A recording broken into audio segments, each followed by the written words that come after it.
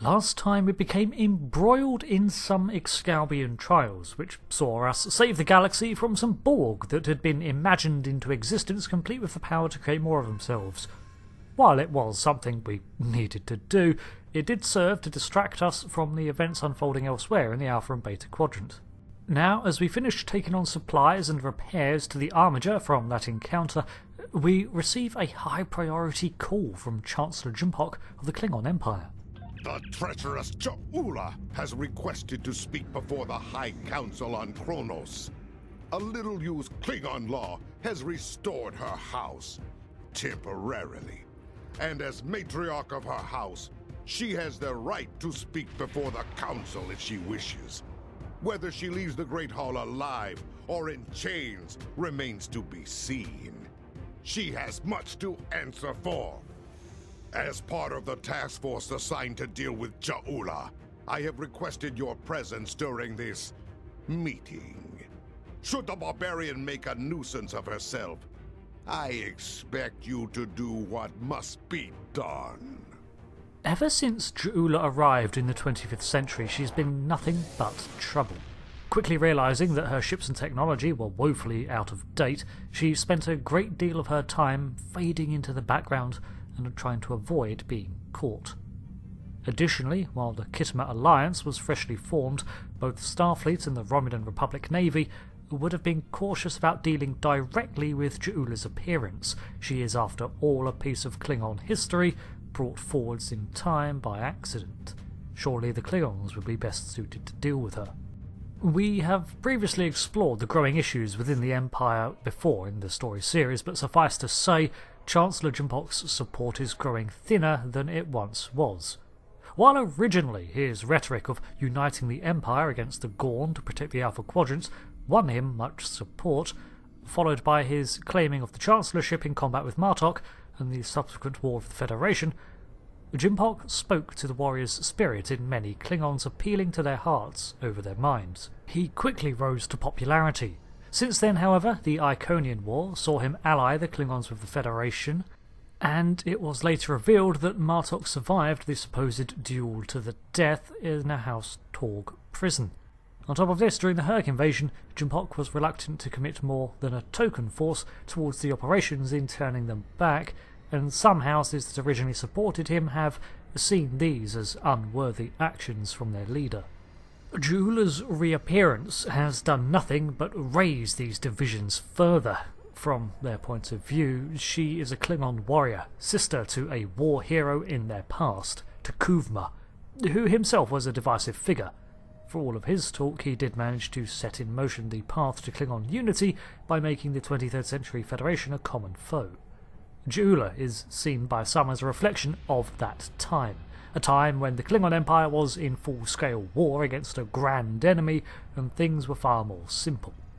But back to what J'ula has been up to for now.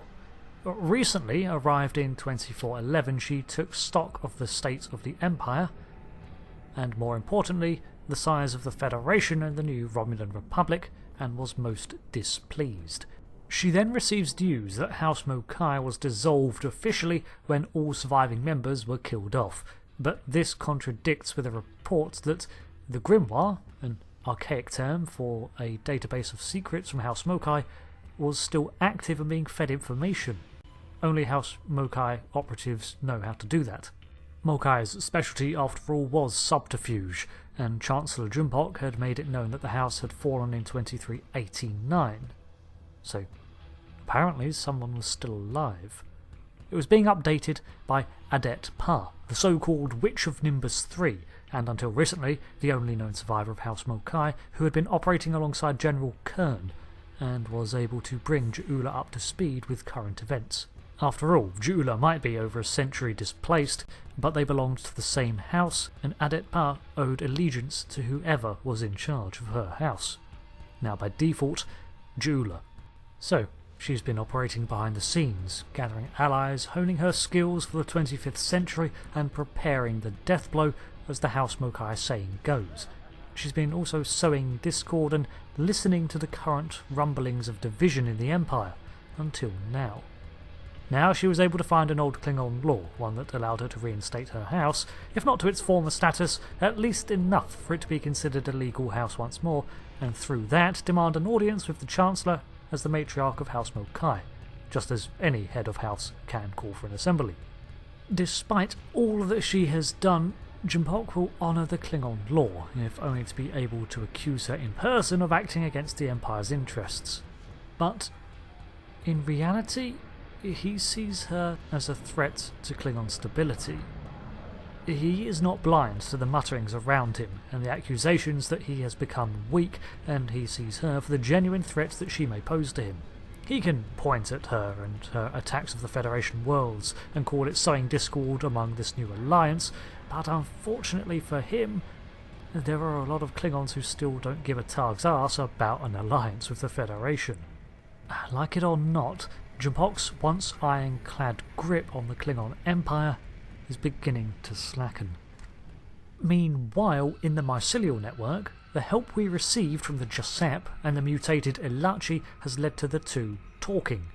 Tarsev, the former Romulan turned Elachi, finds himself already planning for the rebuke of J'ula's Klingon spore weapon, while the Giuseppe wish only to exist in peace as always.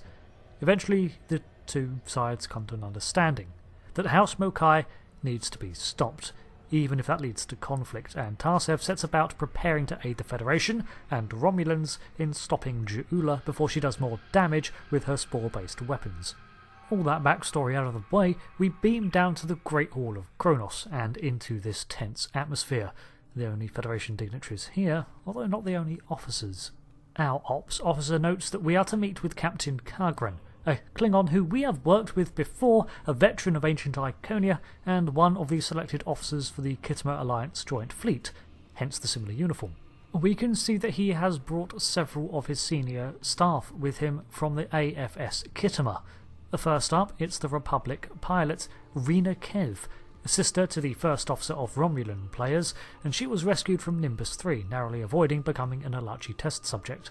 Next to her is Lieutenant Commander Kyla Van Zyl, Starfleet Intelligence, and after assignment on the Voyager came to the close, she was reassigned to oversight of the planet Parvo, which now has her assigned to the Khitomer. There are many others here today, but introductions can wait until we've spoken with Kagran. This will be a historic day. There will finally be a reckoning for J'ula and House Mo'Kai. While I'm surprised that the Chancellor has seen fit to allow J'ula to speak, I believe it is only a formality. One way or another, she will face justice today. You say that, but do you really think she's going to come all the way here to the Great Hall to just give up? Ha! She is Klingon. She is coming here for a fight. Trust me, surrender is not her goal. Well, I don't see J'mpok letting her leave, so what is her goal? J'ula was a skilled politician well before she became the matriarch of her house. I think she hopes to sway other great houses to her cause today. Normally, I would consider this a wasted effort, but... But you have concerns. Yes, there are many Klingons who hold J'ula's brother Takuma in high esteem. They honor his dreams and his vision, especially where the Federation is concerned. Unfortunately, many Klingons see J'ula in the same light, and that concerns me greatly. I see. You think she may attempt to leverage her status, her mythos, and appeal to these Klingons. In that case, have you got any recommendations? In addition to the Chancellor himself, I would speak to a few House dignitaries before the event begins. Any insight we can gain on their motivations will be valuable. I would begin with House Martok. They are currently neutral, but that may not last.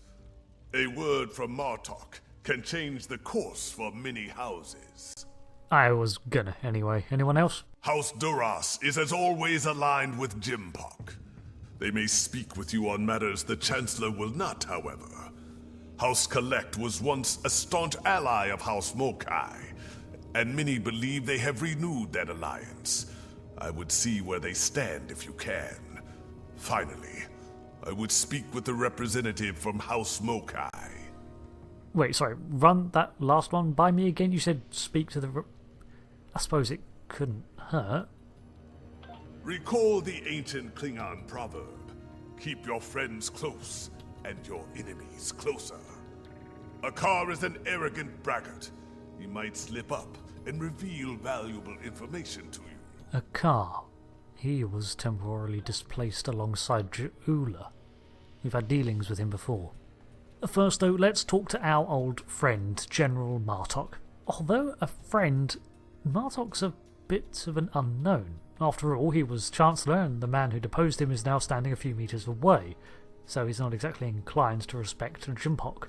But I also don't see him following J'ula's wanton path of destruction. You picked a fine time to visit Kronos, my friend. J'ula and Chancellor J'mpok have everyone on a knife's edge these days, thanks to their clash of wills. As you know, Klingon diplomacy can be quite combative at times. Who knows? Perhaps we will fight at each other's side once again. As honourable as I would indeed find that, let's hope it's not too soon, eh? I would not cling to that hope too tightly. J'mpok is running out of allies, and the Mo'Kai have more friends than he knows about. If it comes to blows, be on your guard. Someone might decide it's time to put their knife in your heart. What, me? I have enemies? No. But where do you stand on all this? I will do what is right for my family, for my house, and for the Empire. Always. Never doubt that, my friend. J'mpok and I have unfinished business, but that will be resolved in good time. I will not see all I have fought for destroyed by this Mo'Kai upstart. For now, J'mpok has my support. And Martok continues to show his sterling caliber. He recognises that J'ula will just push the Empire into more war, and he sees to hold it together. And right now, J'mpok's kind of the best bet. But what about House Duras? Jarod, son of Lursa and head of House Duras. It was his house that unearthed proof of the Undine infiltrators in the Gorn hegemony, and won back much honour for the formerly disgraced house. Ever since then, Duras and J'mpok have been staunch allies, supporting each other in almost every decision. Kavan, I take it you're here to see where my house stands on the J'ula problem. I have indeed, but I think I can hazard a guess. J'ula is a product of a dead age, chasing the dreams of her martyred brother, seeking the glory of a war long ended. She is a threat to the prosperity of the Empire, and will be dealt with as such. Oh my god, I'm agreeing with Duras. But the Chancellor says similar things too. Yes. Well, I do not agree with the Chancellor on all things. He has the best solution for this problem, and he will have the support of my house. If there's nothing else, there are other matters that require my attention. I guess it's too much to ask that she just be arrested, right? We then approach House Collect's head, Ganbral. Kargran was saying that they may have reaffirmed their ancient ties to House Mo'Kai. Other than that, well, we don't know much about them. Nuknech! Speak quickly, or I will acquaint you with the business end of my boot. Why? Does it do all the thinking for you? Look, I just thought I could get your opinion on the upcoming meeting. What of it? Old J'mpok will buff up his chest and make a lot of loud, irritating noises before he tries to put J'ula to the blade. To be fair, that's what I expect too, but what's so funny? Besides that foolish look on your face? Oh, that's normal. Yes, something amuses me greatly. Stick around, and you will learn what it is soon enough. You, J'mpok, and all the other ligament chewers that fill the hall with noise and flatulence. This is tiresome. Go bother someone else, assassin of joy. Okay, several things. First up, I have not once been flatulent in here. There are exposed flames, could be very dangerous. Secondly, I've never met anyone called Joy, let alone assassinated her. And thirdly, I'm going. Well, she was hardly subtle in her threats. Let's speak to this individual. You there! Not you! You! Yes! Come over here! Warath, son of Waldan, has a warrior's thirst! Are you here to bring me more blood wine? What? No. I think you've... Are you already drunk? I'll be the judge of that, globfly. I could drink Kalis himself under the table if I wanted to.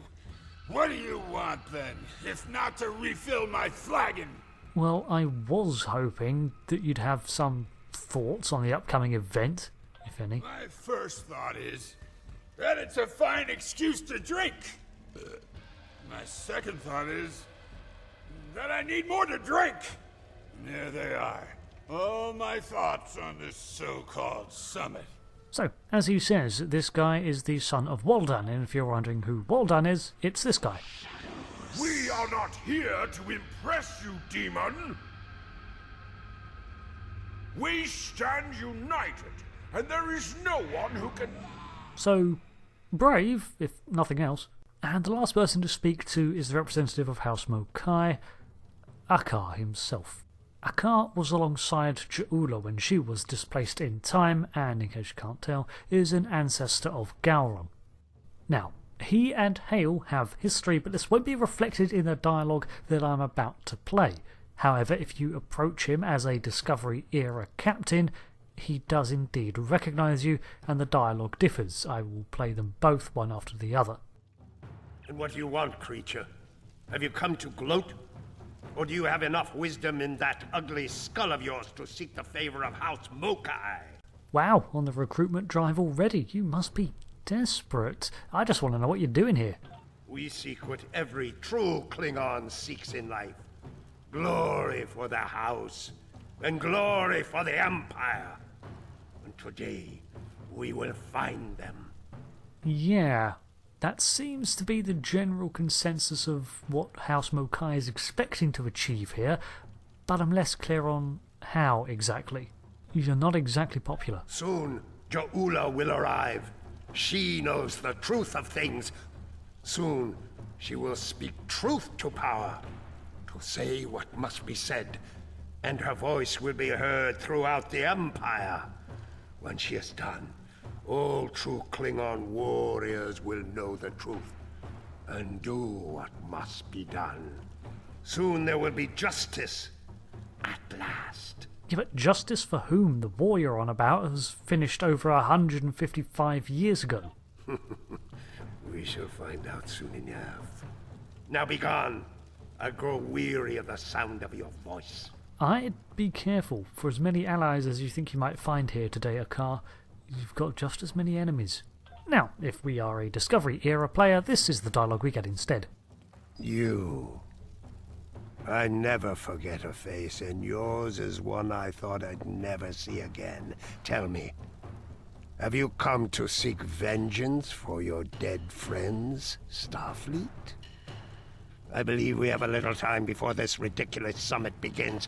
Shall we bare our blades and finish things like warriors? You know what? Make mine an Ushan. Some justice in that, I think, but not now. You disappoint me, Starfleet.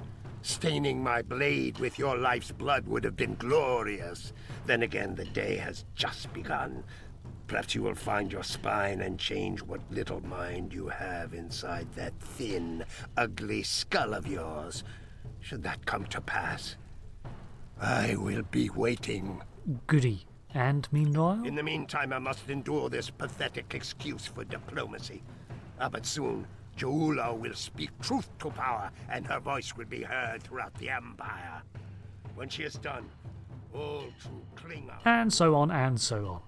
It's a good touch, I think. But, as we can see, the mood in the hall is tense. No one seems entirely certain what J'ula intends to accomplish here today, and those that might be in on it aren't saying. The last person to talk to is the Chancellor himself, flanked by a very large retinue of Klingon warriors. Come on. Thank you for attending this summit. If we are lucky, it will end quickly and without bloodshed. And what's the plan for if things don't go luckily? I will deal with the Mo'Kai trader and her misbegotten Hal swiftly. and with finality. If there is any part of them that remains Klingon, they will meet their ending with honor as warriors. Well, at least you seem confident in your position here.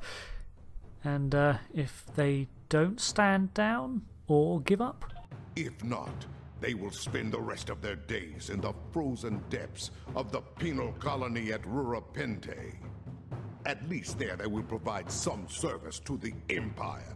So you intend to either kill them, disgrace them, or imprison them. I don't see many nice options for her there. We'll find out soon enough. The barbarian is due to arrive shortly. Be wary. The woman is treacherous. She may try any number of things to avoid her unpleasant fate. Oh, I agree. Whatever this is, it's going to be interesting. The time draws near. Return to my position. We will watch the proceedings from here. We make our way over to Kargran, technically as part of the Alliance faction here, but I can't help wondering just what it is J'ula's after. I have a feeling things aren't going to go smoothly.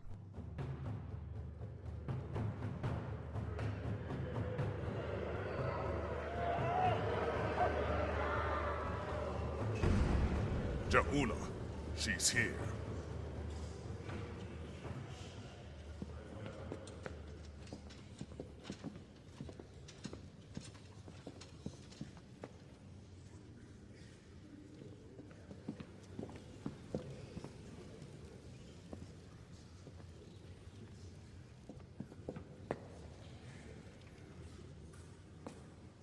The Council recognizes the leader of House Mo'Kai. Speak! Klingons! Warriors of the great houses! In the name of Kalis and of Takuvma, hear me now! You know my name. You know my house, and what it has done for the Empire. And today, I come before you with the truth. The Chancellor of this great empire is a coward and a liar!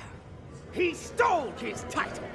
He claimed it after winning a duel to the death with Martok. And yet Martok, the true Chancellor, still lives. But J'mpok's dishonor doesn't end there. When the Herc returned, he hid from our greatest enemy like a craven Fakiri. Once my brother led the Empire to glory, we had the Federation on their knees! And now we build ships with them. These stains on our honor must be cleansed! Let us bring an end to J'mpok's reign! You dare to speak of honor here? You? A known traitor to the Empire? The only thing ending today is you, woman. I think not. Patak! Death to J'mpok! Kapow! Well, we called it. House Kalek and Mo'Kai pick up arms and begin to attack the others. J'ula's words have certainly riled the Klingons. I don't think this is a coup, it's just to get everyone stirred up to ignite the powder keg. Death to the Titan! Death to J'mpok! Lady J'ula, we must leave this place. No, I will not go! Kara, Jalichu! Despite her protesting, J'ula does indeed beam away, with Captain Akar leaving behind some of her crew for us to deal with and beaming in more Mo'Kai reinforcements. We make a beeline for Chancellor J'mpok to hold the top of the stairs against any more that might come his way. Soon there is only one Klingon left, a disruptor gun-slinging one called Ingame Pulkul, an alias.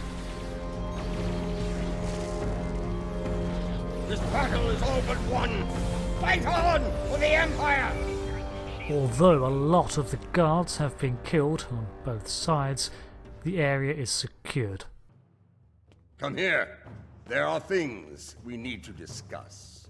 Well, Martok, you were right. So much for diplomacy. I had a feeling that J'ula would attack. I admit surprise at the number of allies he had at his side, however. Yeah, I think a lot of them are angry at J'mpok. J'mpok will demand swift retribution on J'ula and any house that stood with her today. I suspect my days of neutrality will be coming to an end soon. Yeah, things are escalating rather quickly, and I think a civil war is on the horizon. The Armiger calls down to say that at the same time this happened, there was an attack in the Sauron system. So I guess that's our next objective. Jula's goal here today was not to seize power or anything like that, but to simply push the already bristling Klingons into turmoil, igniting their already smouldering resentment of J'mpok.